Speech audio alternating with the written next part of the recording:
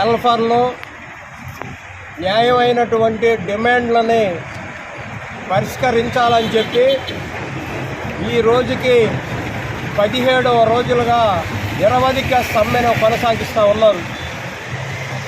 మొత్తం సెంటర్స్ అన్నీ కూడా తాళాలు వేసేసి మొత్తం అంగన్వాడీలు హెల్పర్లు ఈ సమ్మెలో కొనసాగుతూ ఉన్నారు.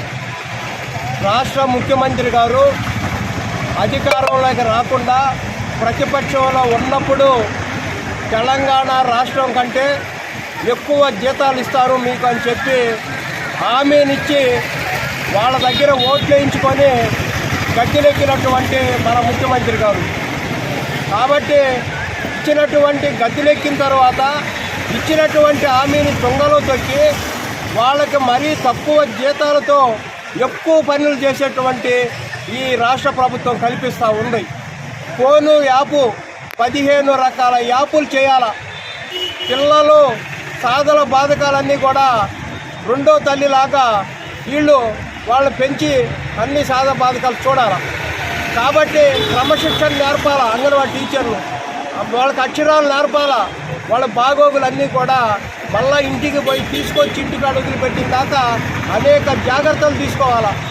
మరి రాష్ట్ర ప్రభుత్వం మాత్రం ఇచ్చినటువంటి హామీని అమలు చేయలేదు, కనీస వేతనాలను అమలు చేయలేదు, వాళ్ళకి గ్రాడ్యుటీ వసతి ఆ సౌకర్యం కల్పించలేదు, పెన్షన్ విధానం కల్పించలేదు, పని మాత్రం తక్కువ జీతం ఇచ్చి ఎక్కువ పని చేయించుకుంటున్నారు మన రాష్ట్ర ప్రభుత్వం.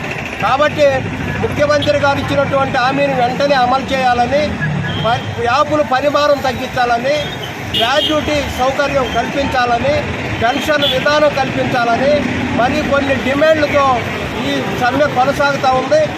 ఇన్ని 17 రోజులుగా అక్క చెల్లెళ్ళ పాలనని మన ముఖ్యమంత్రి చెబుతూ అక్క చెల్లెళ్ళంతా రోడ్డెక్కి అడుస్తూ ఉంటే మరి చేమ కుట్టిన సందర్భం కూడా మన ముఖ్యమంత్రి గారికి కనపడట్లేదు.